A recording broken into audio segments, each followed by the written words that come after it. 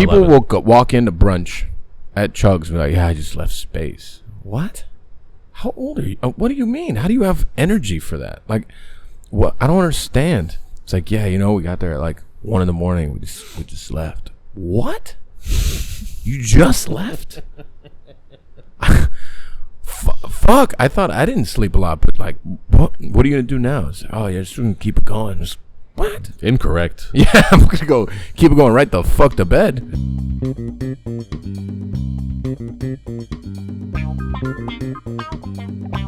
Chef Michael Beltrán was just singing A Whole New World. For those of you who are Disney fans, you've been robbed by me and my technical incompetence here. Yep.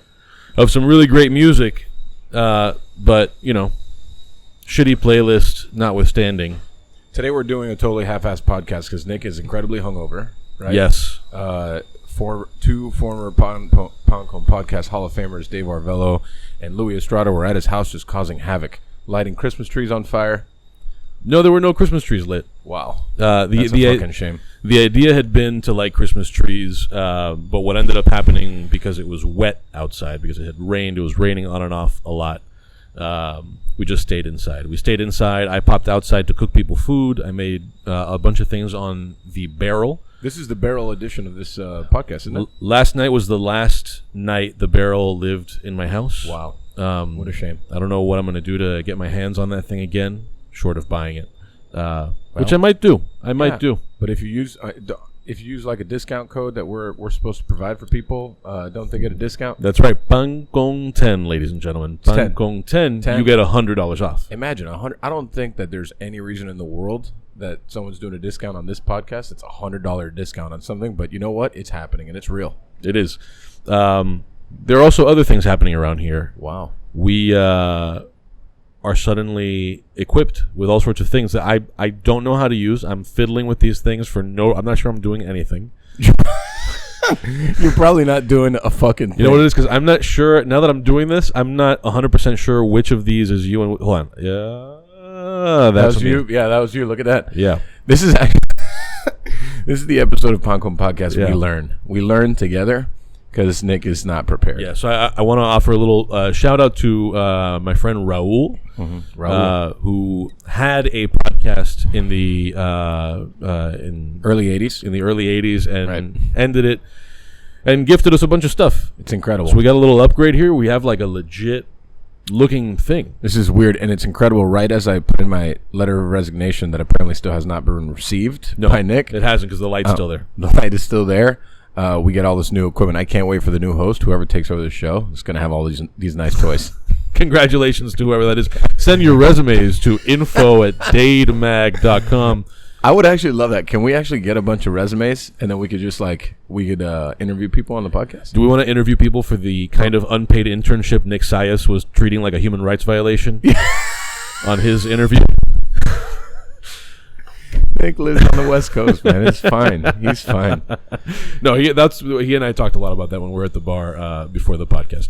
You're listening to Pancom Podcast. Things are happening around here. Mm-hmm. My name is Nick Jiménez. I am here with our host, 8th grade basketball MVP, and off-duty chef. Yeah. It's my day off. Michael Beltrán. We're here. We're still Today's your day off, and I still managed to get you in front of some fire and food. Yeah, it's okay. It is what it is.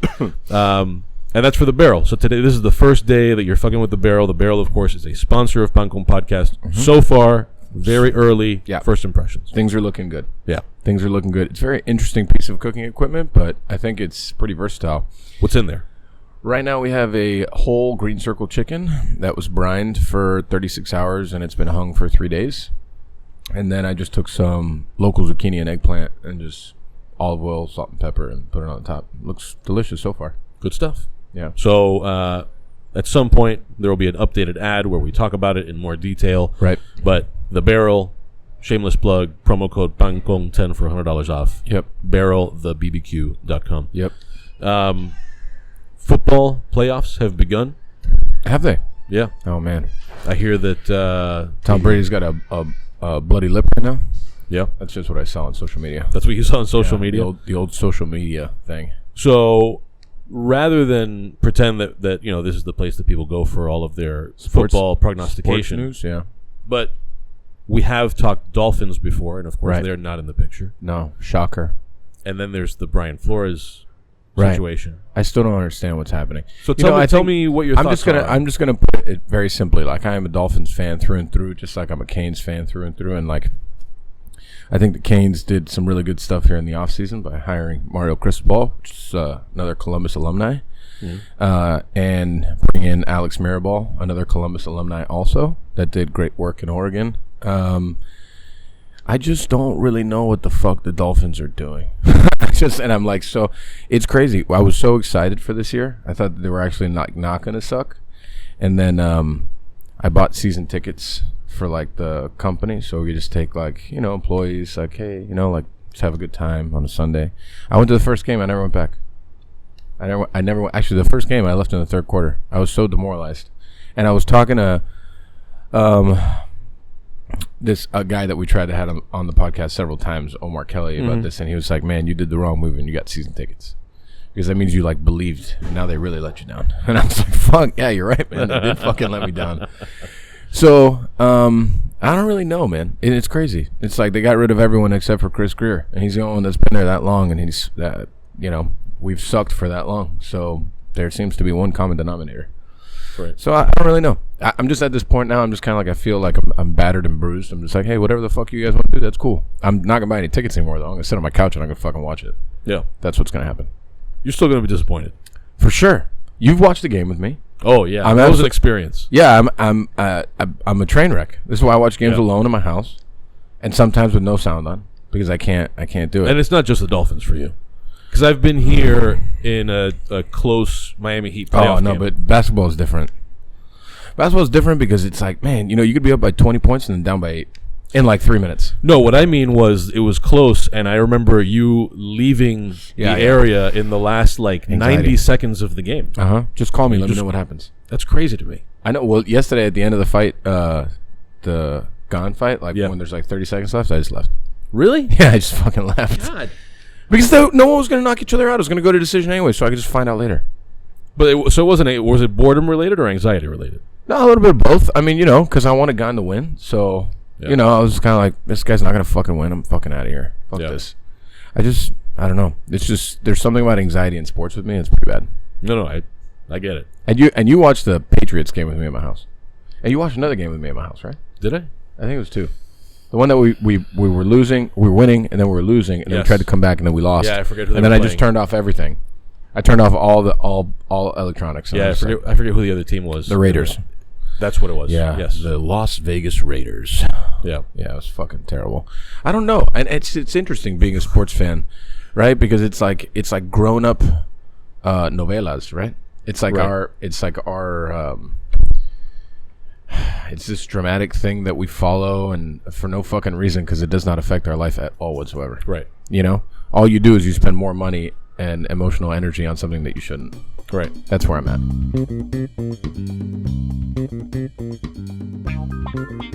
This episode of Pan Con Podcast is brought to you by The Barrel.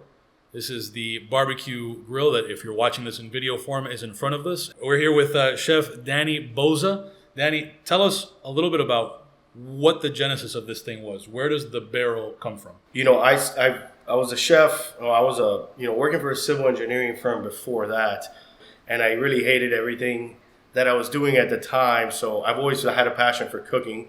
And then, I decided one day to move to New York, and everything took off from New York, Chicago, Hong Kong, LA, Colorado, and then to Hawaii, and then back to Miami. And then I opened up my own spot in Coral Gables, sold the restaurant, and moved on to the next bigger, better thing. Obviously, COVID hit, so we had our own passion project. It started because a friend, was now a business partner, Diego Londoño, approached me to do a menu for his coffee shop.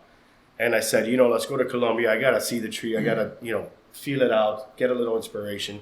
So I went out there, and then, I tried some of the food when I got there, and I was blown away by the flavor. I found out they were actually cooking with the actual coffee tree. And then I saw their South American style roaster, and it was just really dinged up, beat up oil drum. Yeah. And I said, you know what? I can make something that's really cool. So myself and Diego put our heads together, and it's a home run in my opinion. It's very sleek, very beautiful to look at. It's very, very cool. It's a conversation starter. People see that in your yard and they want to talk about it. Yeah, definitely people see it. And again, we're not trying to take over anybody's yard. We're trying to make it a compliment to it. So what you would do on your regular grill for something very quick, you might want to say on a weekend, I got more time, I don't want to chill out and, use the barrel and create some beautiful flavors out of that with our hardwood lump charcoal. Do you remember what some of the first things you did with it when you were maybe like prototyping it, or you had it close to final form? Yeah, actually, I'll keep it short. So one of the main things is that our base was simply just the base. It was just a very plain base, and in order to stop all the fat that was dripping and rendering, I would use sand around the side. But of course, even some of the best chefs in the world make some of the greatest mistakes. So I would drop some of the food directly on the sand, and there's no getting sand off food once it hits it. So we had to think of a different system. So now we created these 2 half-moon systems at the base in which you can add liquid and have a grate on top, which pretty much sets this apart from any other, grill, roaster, smoker, which, the 3-in-1 combo is not really commonly found out there. Very cool. So if people want to learn more, if people want to buy this thing, how do they get more information about the barrel? I would say go to our Instagram page, at Barrel the BBQ. And, you can go and see our link tree there, which has our YouTube channel, our order page, our information, our specs about the barrel.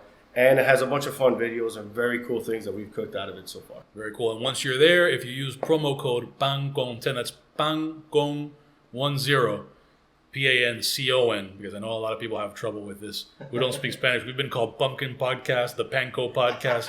This is PANCON10 for $100 off of the barrel. Thanks, man. Awesome. Thank you. This episode of Pancon Podcast is also brought to you by Elite Impact Windows. Elite Impact Windows does exactly what it sounds like they do. They are purveyors of impact windows. That's the kind that, especially if you're in a hurricane-prone sort of area, you want so stuff doesn't come flying through your windows. Mike, you have impact windows on some of your restaurants. Listen, I heard a rumor. Tell me if this is true. Are all their products tested to go up to 185 mile per hour wind pressures? That is how their products are tested. That's all their products are tested to meet that. I don't know. I've never been out in 185 mile an hour wind. But if I were, I think I might want to wear some of these windows as like a suit. I feel safer already just thinking about if I was walking around in that kind of wind and I was wrapped around with their just windows just wrapped around me, I'd feel like a much safer person. Yeah, you should put them on your caddy. Maybe not.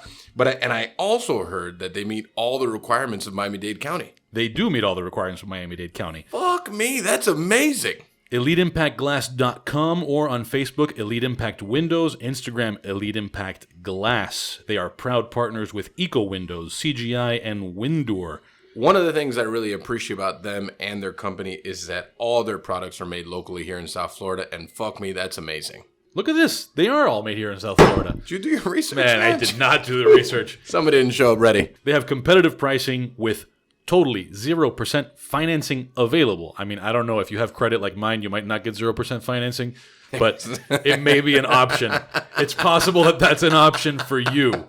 0% financing. I don't know exactly how that works. Whatever the case, if you go on the website, you ask for a quote, and you mention Pancon Podcast, you will get 10% off of your installation. And I don't know if you guys have ever installed windows before, but 10% off of window installation, that's a good fucking deal. And you know what? You got it here first on Pancon Podcast. That's right. Mention Pancon Podcast. Again, it's EliteImpactGlass.com or Elite Impact Windows on Facebook, Elite Impact Glass on Instagram. By the way, you mentioned restaurants. They do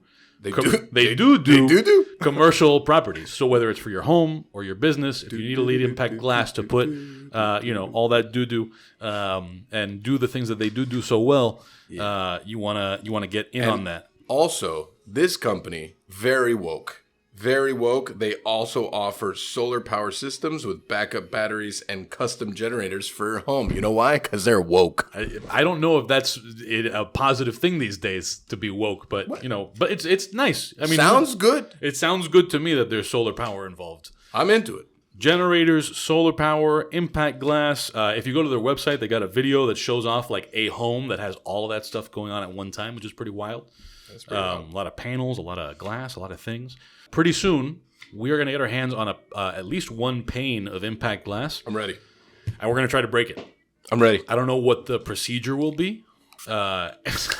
But Mike's breath will have a blast of freshness from that Banaka you just heard. I like this for the podcast, 'cause you can really hear it. blast at last. Fast blast Banaka. I just want everybody to know, and apologies to Elite Impact Glass, because this I don't want this to sound like an ad for Banaka, but in the time that we've been sitting here to record this ad, Mike has blasted himself with Banaka like 5 times. Twice. I don't know, man. Twice. I don't know. Come on. Twice. Elite Impact Glass. Thanks to our sponsor. Thanks. Go get your windows from. Go get those windows.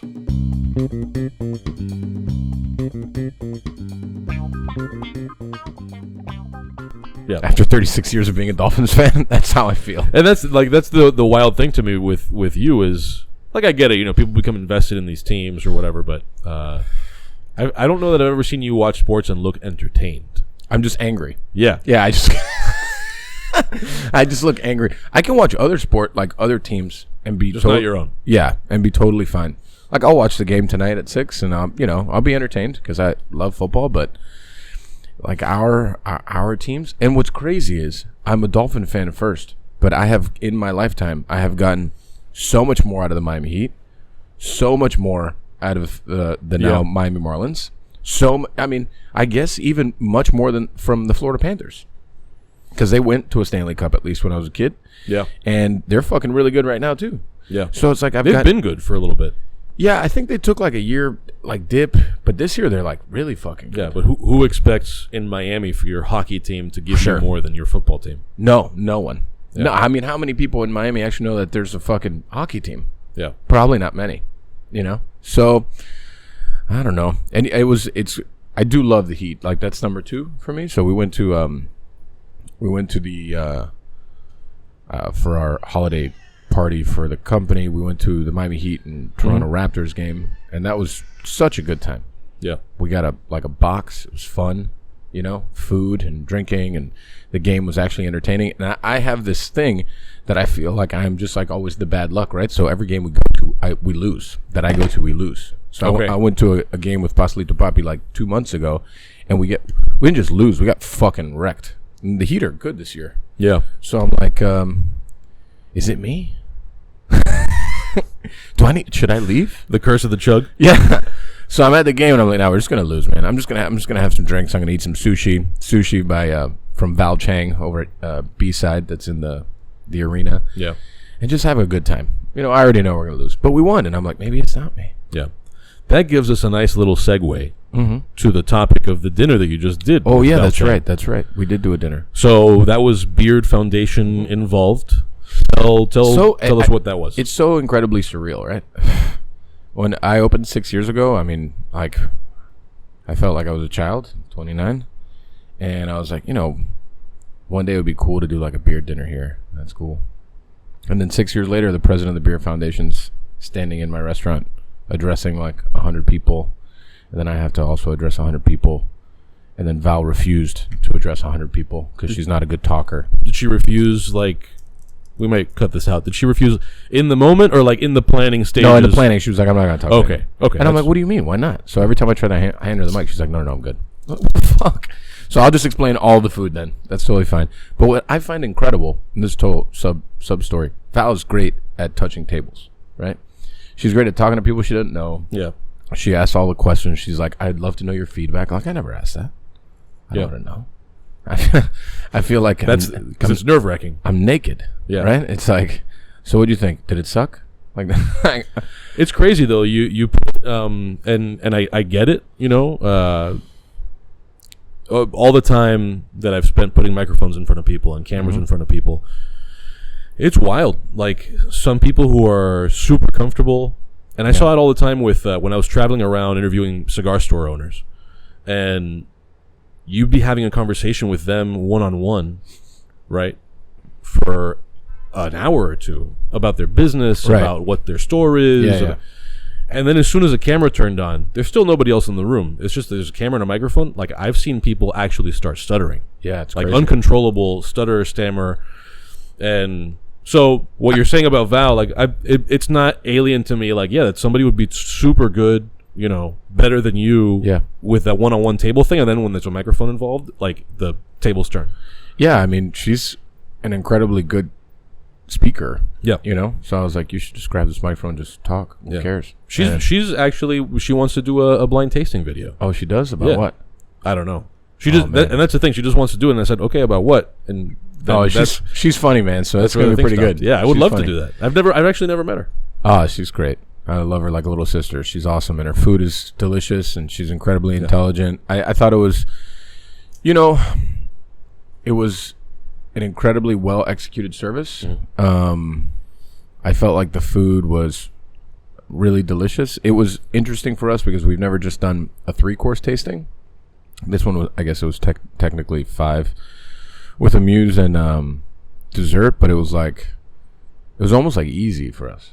Because we've done tastings at that little ass kitchen that are 14 courses. Not quite for 100 people, but for, 75 people or whatever it is. And it's like, we'll pump out, I don't know what that comes out to, 700, 800 dishes in one service. And this was like just 3. And it's like, all right. So what was the dinner?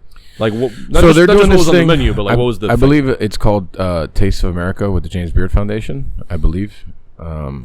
And basically, they're going to different cities, and then they highlight 2 chefs. And, they bring in a bunch of, like, local sponsors. And, I think it's just really to continue to bring highlight to what the Beard Foundation does. And, all in all, I was surprised with kind of, like, the feedback I got from the dinner. Not that I thought it was going to be bad, but it's like, a lot of people showed up. A lot of people had a great time. Because this is the first time we've done an event that we didn't do, like, the bookings, right? So we didn't really control anything till the day of. But, yeah, it was cool. I don't know. I was happy because everyone had a great time. Yeah. It's really all that mattered. Good stuff.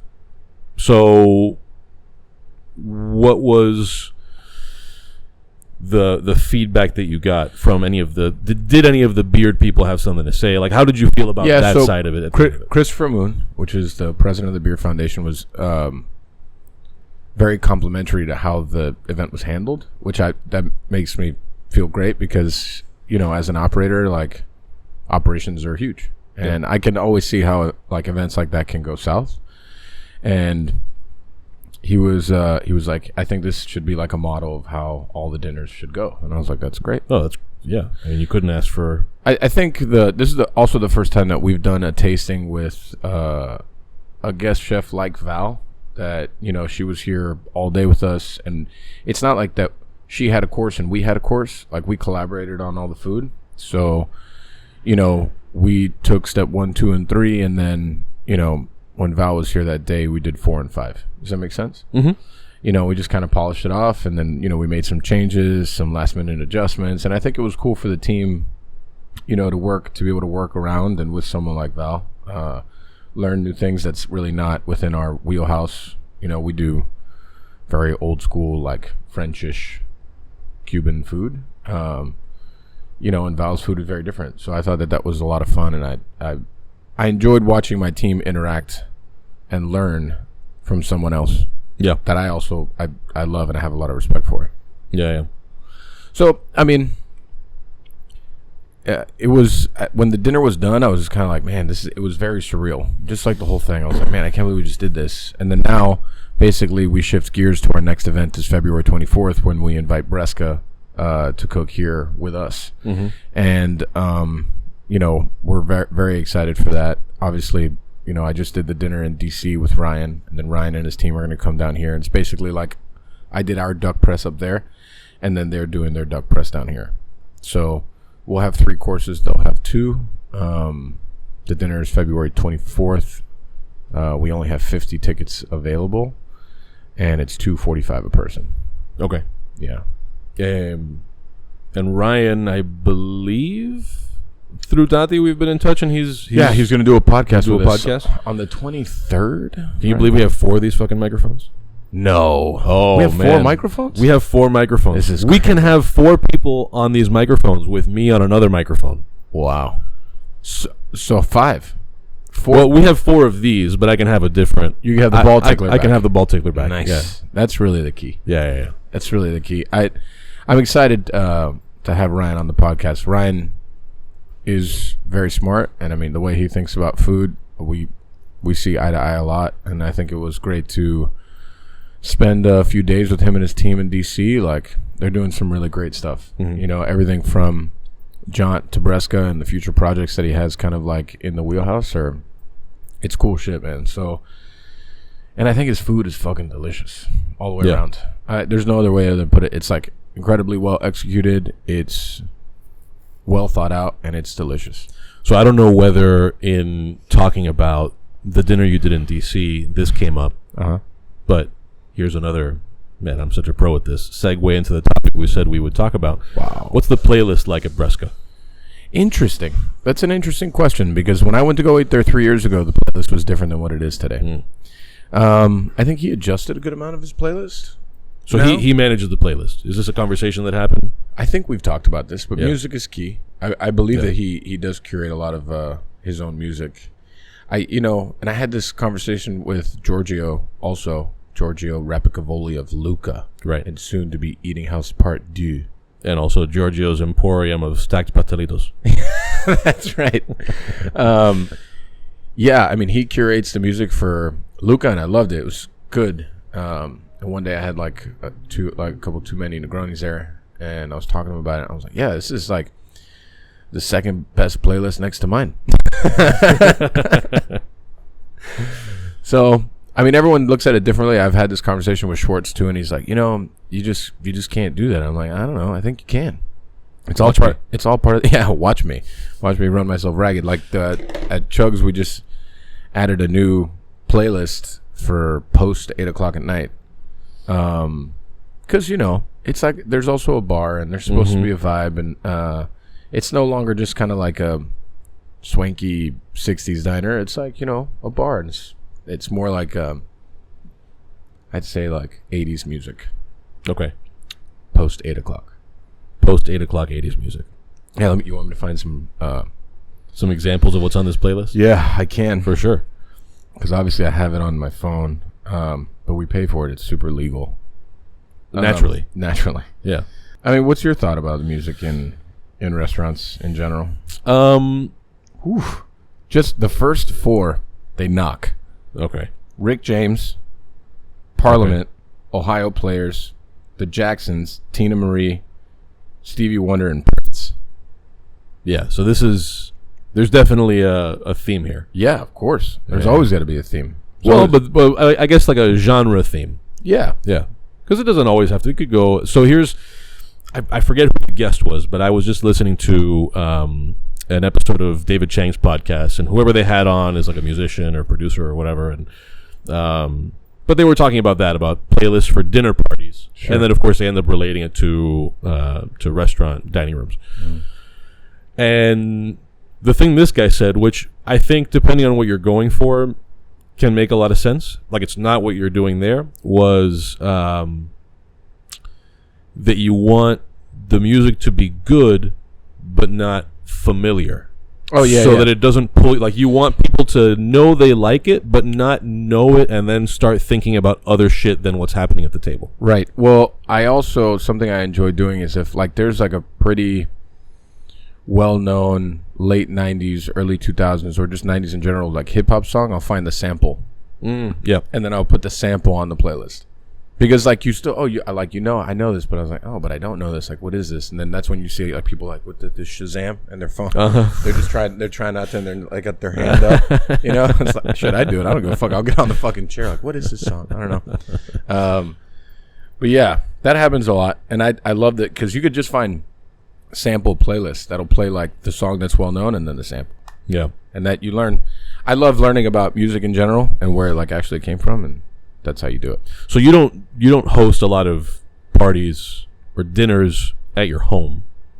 No. And I know that you've talked about this as like, I want people to feel like they're in my home, but how similar would the playlist be if there were in an alternate universe a Michael Beltrán who has a large dining table in his house? Oof. You see my dining table. I know, that's what I'm saying. That's you're not hosting any dinner parties at your house. What does the playlist sound more like Ariete, more like Chugs? It definitely sounds more like Ariete. Yeah. Yeah, I mean, when I play music at home, it's usually records. Mm-hmm. So I mean, it also depends on the mood, right? Like you go through a bunch of like Otis Spann and Muddy Waters and that kind of vibe, and then you could change to Tribe Called Quest and Ludacris, and I mean. But I'm saying for eating specifically. Oh, I mean, I don't really know if our music goes well with eating. I think our music just goes well with the room. Okay. You know? When I don't really know if that to me is a thing. Like when I eat, I don't necessarily want music I can eat to. I just want music that I can feel good to. I don't know if they really coincide as the same. I'm sure people disagree, but okay. Yeah, I mean, one of the things that these guys were talking about was, well, there's that, right, of it not being familiar. Because if you're in a room or eating by yourself, for instance, then I think it probably matters less whether it's familiar, because it's not sucking you out. It's not pulling you out of conversation because you have a memory about the song, or you know the words and you start singing them in your head and you stop paying attention to what's going on. Whereas, if you're by yourself, maybe having a drink and smoking a cigar at home, maybe you do want that. Yeah. Yeah, I mean, we've also smoked a cigar in my house. Yep. And but there's music that I specifically like to listen to when I smoke a cigar. Did you play whatever music was playing because that was your cigar and a drink music, or because that was your coat rack construction music? The coat rack construction. Yeah, I also had a couple drinks that day, and I wanted to build this coat rack that just came in the mail. Yeah. I needed a coat rack. Who doesn't want a coat rack? For your pants. It's funny. I've never put a pair of pants on there. No, you told me that there would be pants on there. There's actually coats on there. And all this time I've imagined there just being a coat rack of pants at Michael Beltrán's house. Oh man, God! And it made a lot of sense when you explained it to me. Sometimes you take off your pants, but you're going to put them on pretty soon. So yeah, I mean, I got a whole extra room, and they just end up everywhere. Yeah. That's what happens. All right. So now that we know entirely too much about my life, all the most intimate coat rack details. Yeah, I don't want it. Let's shift gears. Yeah, sure. I don't know. Where do you want to shift gears to? Let's talk about this. So, we are in January, right? January 23rd? Yes. Right. So, I believe the Michelin Guide is going to come out in Miami, January, maybe March or April. Okay. And I just got word that two more big names are going to be opening up more central Miami. People that have Michelin stars elsewhere. Mm-hmm. When you hear that, what do you think about that? When I hear what specifically? Yeah, like that. There's more now that there's more people, big names from somewhere else coming here now. Do you think it's just you think it has to do with the guide, or do you think it has to do with the fact that I think it's a lot of things. Florida is just all over the place. I think it's a lot of things. I think depending on who they are, the guide could be an influence. Sure. Right? I think there are some people who are, in, not some, I think most people in the business know that they are not in the conversation for Michelin stars. Sure. So I want to know more about who these people were, but I think it's, even absent the guide publishing, I think that you'd have a lot of that happening just because of the last few years and what it's done for how much money is down here. Yeah. And I think there are a lot of people chasing that money, which makes perfect sense. And in general, whether you're talking about Michelin stars or money or whatever it might be, I think that's just the natural course of things, right? When new opportunities show up in a given market, some percentage of people is going to come into that market. Sure. In the same way that some changes might lead people to leave a market. Like, I'm sure there are a lot of people, whether they're ending up in Miami or elsewhere, who, if they haven't already, are still contemplating fleeing New York and California. Yeah. I think we're going to take a check the chicken break. A check the chicken break. Yeah. There we go.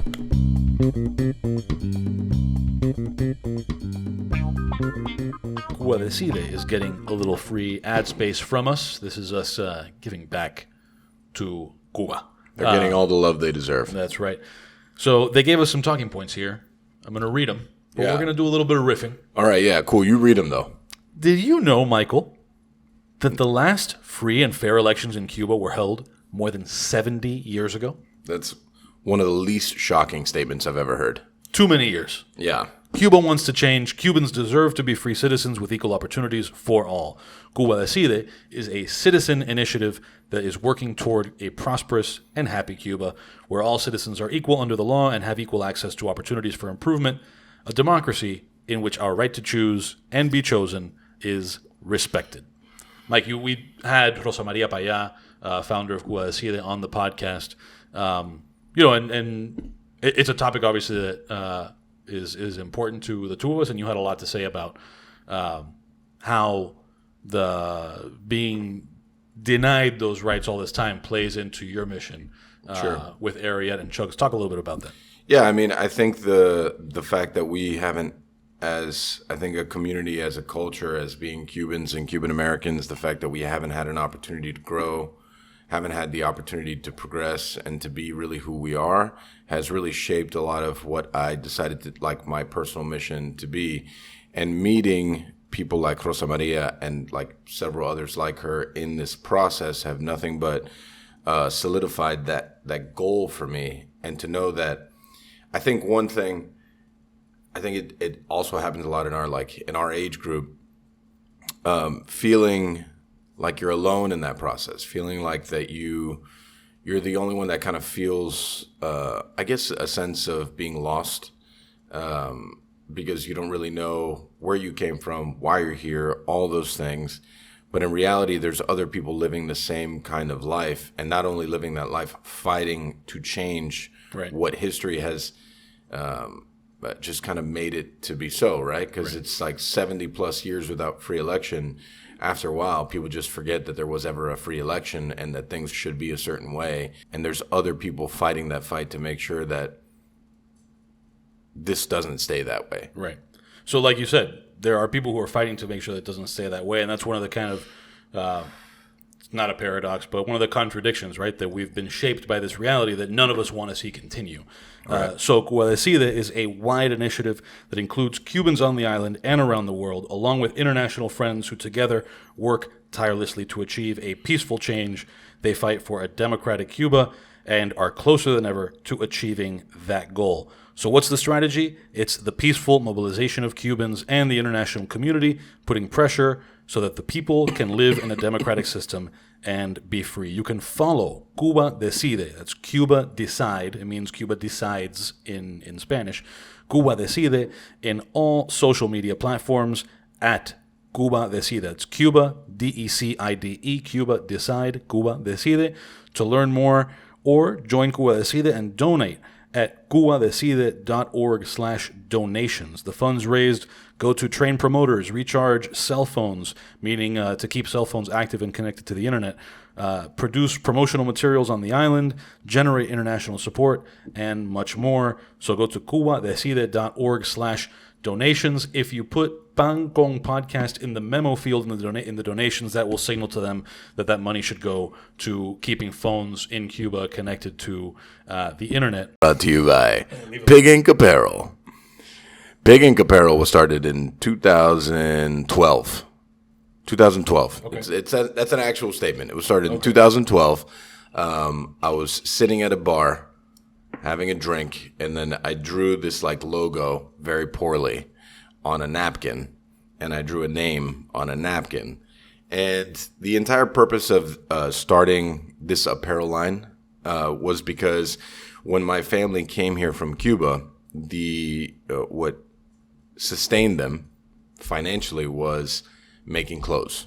Okay. So my grandmother, she's a G and like a super hustler, and she got on consignment like 1,000 yards of jean, and she made a deal with a friend. Her and my grandfather made a deal with a friend to like pay off this sewing machine, and then they put it in their house.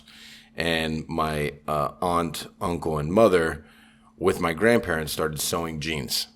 And then they started selling said jeans. And then from that company, my grandmother started a company with my father called H&D Fashions. And we did textiles forever, 25 plus years until sadly the company closed. We had 2 factories in the Dominican Republic and 1 here in Miami. And that's really what sustained my like childhood. I grew up in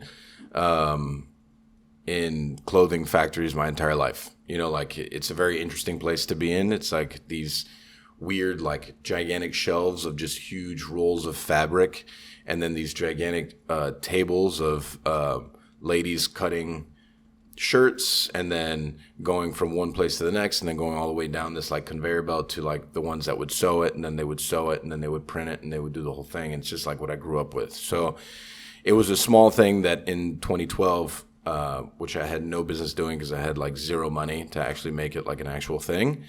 I was like, I just want to come up with some like cool designs that are lifestyle, food oriented, chef oriented, that aren't so chachi. And you see a lot of the chachi food stuff, like your radishes are wild. Like we don't do stuff like that. So, we're making like a hard comeback. Our my partners and I have decided to reinvigorate the brand and bring it back. Our logo lives on within our hospitality company and obviously through the merchandise line. And we just dropped our website within the last 3 weeks, and we have some great designs that some local guys helped me do. They're all, I think, super dope. And, it ranges everything from like work shirts. When I say work shirts, it's actually the shirts that my staff wears to work, to, cooler designs and nicer fabrics and nicer shirts that you can wear out and kind of like hang out in for the day. But, Pig Ink has always been like a passion project for me. It's always been something that's never been for money or whatever. It's more of just like the story, and I think it's cool and I think it's fun. And there's a way to help people within the process too. And I think that, what we're doing with DADE and what we've done with other people in the past, and probably what we'll continue to do in the future with donating to charities, and overall, I think it's a cool thing. Good shit. So whenpigsflymia.com, that's where you get all of that stuff. Do you have like a personal favorite item? If you could only have one. I honestly, you could only have one for yourself. I mean, I think it's because I'm super biased because I love the original Ariete shirt. So the new shirt that we're dropping for, Cuba de Sida is probably my favorite one that I wear the most. So I think that's super dope. The Reservoir Pigs one is like very cool too. I'm a big fan of the hats, like the beanie I'm wearing right now. I like very simple designs. So I don't like it's never going to be a lot of things happening. It's usually pretty simple, but yeah, I would say those are my favorite things. The dad hats are my favorite. Like the khaki dad hat is is super dope. Yeah. The jersey has been in a rap video. Yeah, I mean the jersey is very cool. The Ariete jersey, the Chugs varsity jacket is also very dope. There's really not many of those, but they will be going to reprint soon. So, I mean, it's really like, I feel terrible saying this, but it's like pretty much everything I wear every day. So I like them all. Right. Yeah. All right. whenpigsflymia.com. That's it. Go buy some shit. Go give Mike all your money. Yeah, all of it. Very good. Yep. And we're back from our Check the Chicken break here on Pancom Podcast. What were we talking about before we chicken came out good. Yep. Chicken came out good. Chicken is resting right now. Chicken's hot. Taking a break. Chicken's got some good color on it.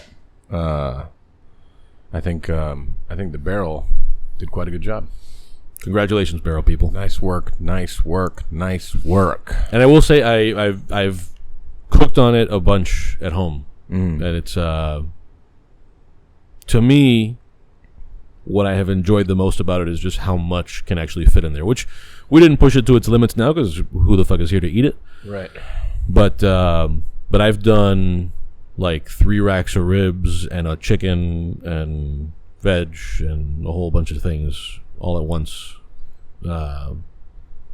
with varying results that really were more a problem because of my alcohol consumption. Yeah, right. That's true. Monitoring that about an hour into, or in some cases 2 or 3 hours into drinking is a hazard, but not the barrel's fault. More my fault. This is a human error. So, what were we talking about before? That is a good question. What were we talking about before? I'm not totally sure. I don't know. Oh, you had asked me about people coming here, and did it have to do with the beer? So why? What's your thought there? I don't know. My only thing, like, I don't really care. People come here all the time, and people open up things, and then they close things, and then they open up things. It doesn't matter. I think are people going to come here and actually put their best foot forward? I think only time will tell. Are they going to do a cookie cutter concept from somewhere else? I guess time will tell. I would love for people to come here and add some kind of like more value to the community here. But again, I'm not totally sure. We'll see. And I think even if they come here and they do just like outposts of other things, there's that could just be the way that you get your foot in the door. And then if you're here for long enough with that, maybe it ends up putting you could walk right through, ma'am. No? You don't want... Okay. Never mind. That's fine. All right. We'll just walk around.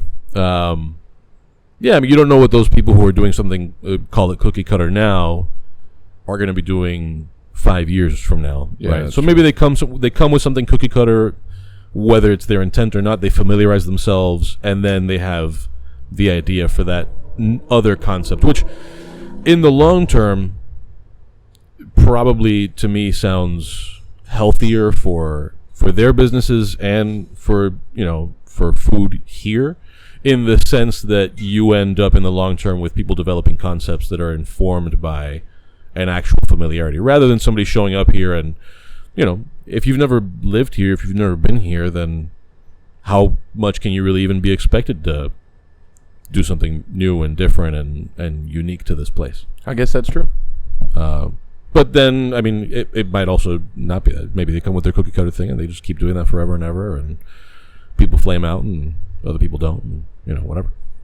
Yeah. I mean, like you look at what Fabio Trabocchi did at Fiola. I mean, he's doing good food there. What Thomas Keller did with the Surf Club. Surf Club is incredibly delicious. Are other people going to look at it the same way? I'm not totally sure. It also, it comes down to, how did they get here? And what I mean that is, did a developer bring them? Is it like a partner that's for a thing? And all that shit matters. Because all that shit, that's going to dictate, I don't know if effort is the right word, but what happens there. Because if they don't necessarily run the show, it's really a partner or a developer or a landlord, whatever it may be, calling the shots, and whatever they do there is going to be very different. And a lot of that's going to happen too. I think could be good amount of managing deals, could be, licensing deals, could be a lot of that shit too. So we shall see. Have you seen that restaurant that opened, Sexy Fish? No, but this sounds great. Yeah. Sexy Fish. This is here? Yeah, it's here. It's this. I think it's from the UK or something, and it's so gaudy. They have huge statues of mermaids, and then they have all the cocktail waitresses are dressed like mermaids, I think. Oh, I love this. Yeah, it's really, really impressive. It's and then some people are saying that they have door people, right? Because I guess it's a lounge also. They're saying that they're racist and they're not letting certain people in. It seems like such a scene. It's crazy. You said Sexy Fish and it made me think of Bacon Bitch. No, not Bacon Bitch. Sexy Fish. Yeah. And I don't know. I don't know if it's good or not. I just know that the place looks really gaudy. It looks like a lot. I mean, how could you name a place Sexy Fish and have it not be a lot and really gaudy? Right. I think. Are you looking up some? I am. I'm looking up Sexy Fish. Sexy Fish. I wanna know all about. There it is. Sexy Fish. Asian. Oh, I didn't even know it was Asian. Asian and what? And late night bar. Welcome to Sexy Fish. Oh, yeah. Are we gonna read this? No, read it. It looks good. Having stunned critics. This is the copy from their website's homepage. What? No, I thought this is how you felt. Go ahead. No, maybe somebody is hearing this and thinks it's a review or some blog post or some shit. Having stunned critics and crowds alike in London's exclusive Mayfair district, we are delighted to debut our second sister restaurant in the heart of Brickell. With our high-end glamour, surrealist decor, and opulent culinary majesty. Inspired by the oceans of Asia. Sexy Fish. I can't even say it. Play it. Come on. Sexy Fish will offer an exclusive late-night experience allowing guests to enjoy incredible entertainment as well as food and drink options until the early hours. Our stunning interiors is designed... That's how they wrote it. Our stunning interiors is designed by the award-winning Martin... I'm sorry, Martin, if I'm saying this wrong, but Martin Brudniski Studio... And also, and will also house amazing original artwork by legendary British artist Damien Hirst. Oh yeah, like that. Yeah, Damien Hirst stuff. He's a very sexy fish kind of artist. Yeah, I mean, I'm sure he's not cheap. As well as an installation. There it well, is. Damien Hirst, if I'm not mistaken, did the gold mammoth at the. Oh yeah. So they got to put that in there because the mammoth gets lots of love. Oh yeah. As well as an installation from celebrated architect and designer Frank Gehry, also a big deal. That is actually a massive deal. Yeah, whose 26 beautiful fish lamps play and sway beautifully to theme. No, I can't. That they have 26 beautiful fish lamps that play and Frank sway. Gehry. Yeah, okay. Our restaurant isn't open yet, as we are working hard to make open. sure they were making sure to working hard to make sure every single detail is perfect before we take any reservations. In the meantime, please follow us on social media or sign up to our mailing list. Right. Blah blah blah blah blah. So I know, but you got to find pictures of the space though. That's really going to set it off for you, I think. Just so everyone knows, if you want to talk to anyone on Pancom Podcast, it's not me. Nick has not allowed me on any social medias at all whatsoever. That's correct. Look at there. Look at that. This guy. There it is. That is one sexy fish. Wow. That really makes me want to like go and have dinner. There it is. Oh, this is look at this. Such a disaster. We are watching. Yeah. It looks like Cirque du Soleil. Man, there's a lot. Look at this. There's a lot happening here. Yeah, this is intense. Look at that dining room. Look, no, click the dining room. It's very pink, huh? Wouldn't Sexy Fish be a great name for a strip club? Sure. Yeah. Maybe their food's good. I thought you were like a regular at 11 or like Live. No, Space. I'm not a regular at any of those places. People will walk into brunch at Chug's and be like, yeah, I just left Space. What? How old are you? What do you mean? How do you have energy for that? Like, what? I don't understand. It's like, yeah, we got there at like 1 a.m. We just left. What? You just left? Fuck! I thought I didn't sleep a lot, but like, what are you gonna do now? It's, oh, yeah, just gonna keep it going. What? Incorrect. Yeah, I'm gonna go keep it going right the fuck to bed. Yeah. Jeez. It's not. But people are they're on a different. They're just like in a different area. Yeah. Than I guess we are. A different area. Right. That's how I'm gonna put it from now on. You're just in a different area. Yeah. I just in your brain, in your life, you're in a different area. I guess. Yeah. Like what you think about fun. Right. Fun is more like dive bar, shitty touch tones music. Right. I gotta tell you, between me and Dave Arvello, we have really, really spent a lot of money on touch tones all over the city of Miami. Dave, probably tenfold of me. Well, like Nick Saya said, it's one could argue that that's karma in the afterlife. It's touch tones credits. Yeah, I don't even remember him saying that, but that's so true. Yeah. Yeah, I mean, he's got a great point. I hope I get that. Yeah, when someone's like, "Oh, let me see your phone. Let me play one song," and it comes back and there's no credits, it's very upsetting. Right. Yeah. Yeah. I mean, Dave will take over like the shittiest dive bar with the sketchiest people and play like nonstop 2 hours of Sade, Jodeci, just like all the slow jams. Oh, and it's like you got like these really ratchet 50-plus-year-olds on the pool table looking around like, what the fuck is this? Yeah. Like, I don't know. Last night, Dave and was... you see Dave he's just like, man, I fucking love this song with big-ass beard and glasses. It's fucking... Dave was at my house last night, and we got back on the topic of Turquoise Jeep. And you're familiar with Turquoise Jeep? No, I'm not. They're sort of like a spoof, like a genre spoof group. I'm pretty sure based out of Atlanta. And they are responsible for such... incredible tracks as I Fell in Love with You From Behind. The way that you walk, a model can do. Are you clapping for me? Because I'm clapping for you. I fell in love with you from behind. I don't need to see your face. I fell in love with you from behind. You take my mind to another place. Fell in love, fell in love, fell in love.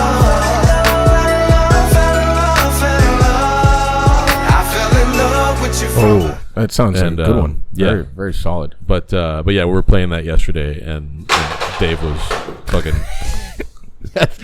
That's so Evan. That was good. God, Chef Evan, everyone, clap it up. Yeah, there he is. What a legend. So anyway, yeah. I mean, we've been at it. I don't know, 45 minutes. We can. I think we can get into a wind down thing. Yeah, I think like 45 minutes of just listening to you and I try to maneuver ourselves through a podcast is like plenty. It's plenty. I'm shocked if anyone's is anyone. No, I think you're still good. It might be a. Is anyone still here? Yeah. It could be a headphone. That was issue. me knocking to see if anyone was still listening. There you go. Yeah, that was it.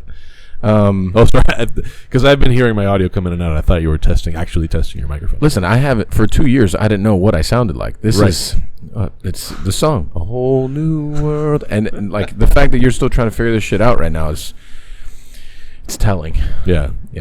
I mean, there's still plenty of opportunity for me to fuck this up. There might not be an episode. What? I mean, better for everyone.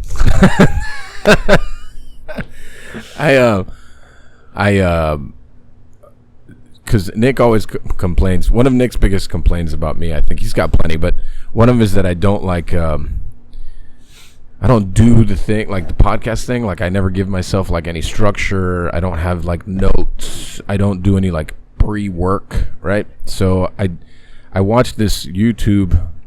It was tough for me to watch it. It was good though. Okay. This YouTube podcast. I think it was called The Criminalist. Something like that, and he basically just reads stories of serial killers from like the 1800s and shit, like crazy, or like early 1900s. Pretty wild. And I was like, yeah, maybe I could be like that guy. And I'm just like, no, man, I could never be like that guy. And that's why he's got like, I don't know, 1.5 million followers. Yeah. No, you find, everybody finds, you find a niche. You never know. Maybe we'll. Yeah. You I'm sure that built over time, or the right person hears it and then it spreads like wildfire. Yeah, that's true. We'll see. We'll see. We'll see. We're still waiting for the wildfire of Pancom podcast to start. Right? Well, now that we have all these microphones, maybe that's it. Yeah, that's what people have been waiting for. We got microphones. We got a light. I can't wait to get people's resumes so they can take my job. No, this is for an unpaid internship. Unpaid internship. Yeah. Doing what? What does an unpaid intern from Pancom? Okay, look. They get a free meal at Chugs every week. We could throw that. You like really want to pay them. You just don't want to end up in a Hollywood Reporter story. No, I don't really care. I just don't understand the value of an intern working with us. No, I think that if we're having a serious conversation. Let's be serious. I want to be serious. Let's be serious. Okay, come on. I want to know. No, I mean I think that there's value. There's pitch me the internship so I want to do it. Okay, here we go. And now. You are Michael Beltrán, right?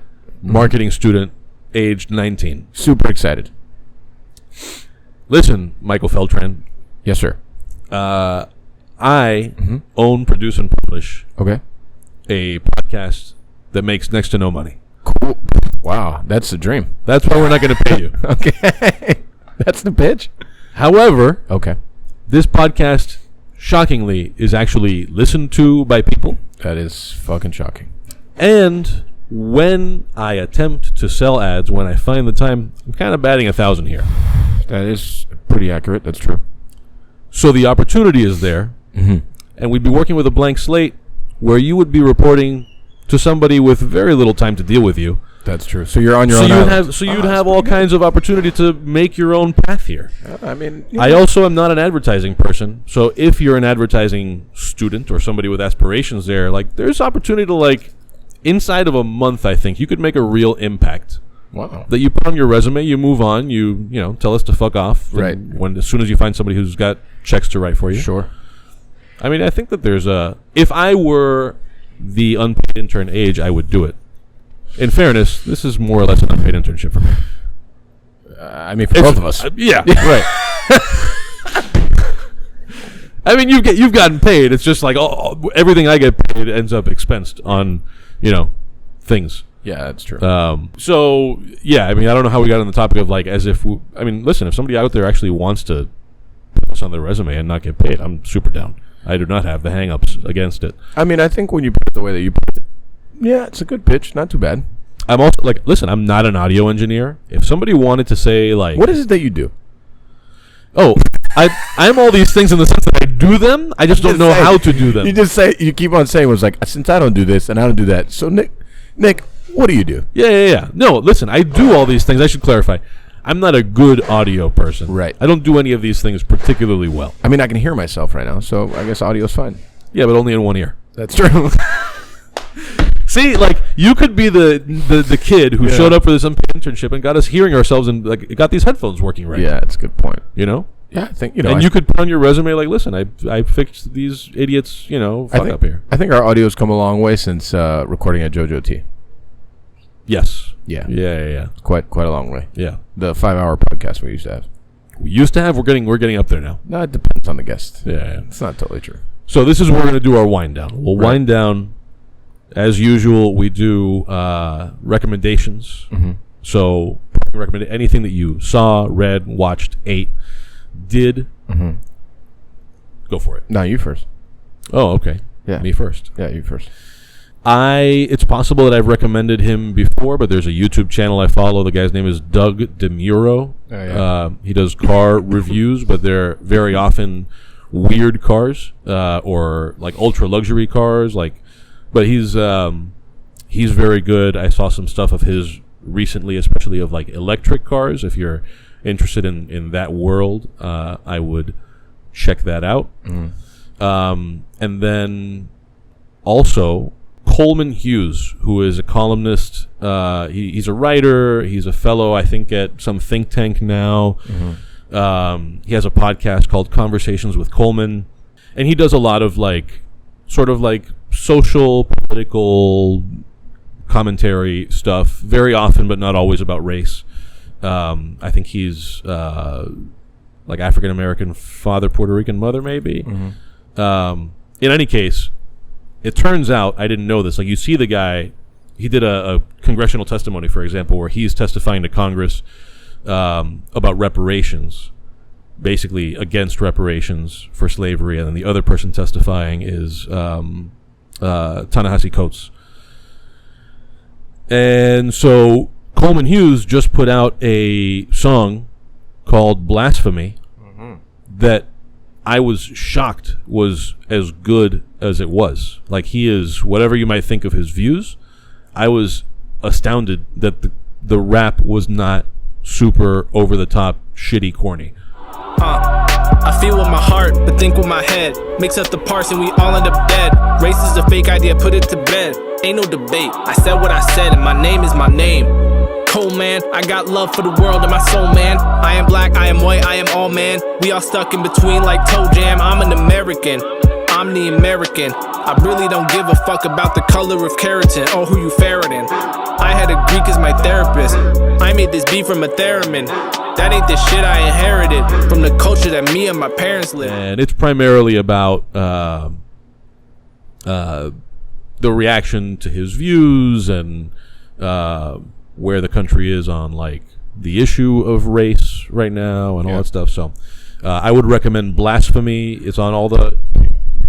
I wasn't used to this being here. I almost just fucking flung this thing across the patio. It's going to be perfect. So anyway, it's called Blasphemy. You can find it on all of the things, including YouTube if you're interested in the video, which is very well done. I don't know the name of the person who put it together. I'm sure they're in the credits, but it's a really impressive video. And I think his name on all the music stuff is all one word, Cold X Man. Mm-hmm. Maybe it's Cold Man. I don't know how you're supposed to say it, but sure. But he's good. That's my recommendation. Blasphemy by Cold X Man, Coleman Hughes. Did I already recommend Peaky Blinders once? We talked about it a lot with Nick. Yeah. I don't know if you recommended it, but I mean, I just finished season 5. Season 6 comes out in a few months, and that show is awesome. But this was second or third time watching it? Second time watching it. I think the first time I actually digested everything that happened. Really, it wasn't just fodder in the background. Show's really fucking good. So the first time you digest? Oh, you're saying the first time that you digested it, it was just kind of background. Yeah, and I think it was only season 1 and 2. And I think you really got to get through the first 2 seasons to appreciate the whole show. Okay. I thought that was great. I highly recommend that. It's all on Netflix, I think. Okay. So that's a plus. I'm going to recommend White Rose Coffee. It's Javi Betancourt's coffee shop that just was reopened. Javi Betancourt is the guy behind Ocho Placas, which is one of Miami's best tattoo shops. It's also attached to like a gallery. It's a very cool space. Okay. So I recommend it for anyone local that has the time to go get a cup of coffee. Good shit. And I think those are all of my recommendations. All right. You got any shameless plugs? Yeah. Obviously February 24th, the dinner with Ariete and Bresca, I think is going to be a good time. I think we already have 15 tickets sold. We haven't even released any information on this yet, so it's cool. We just contacted some of our regulars and see if they wanted to come. I think that's great. Chugs is introducing a new dinner menu soon in the coming weeks. I think that's going to be exciting. Lots of activations late night, which is going to be fun.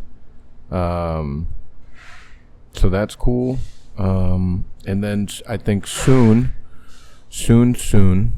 maybe the next podcast soon, I'll have some big breaking news. Oh, yeah. Yeah. Watch out. Big, not really big. Sure. Breaking news. Yeah. We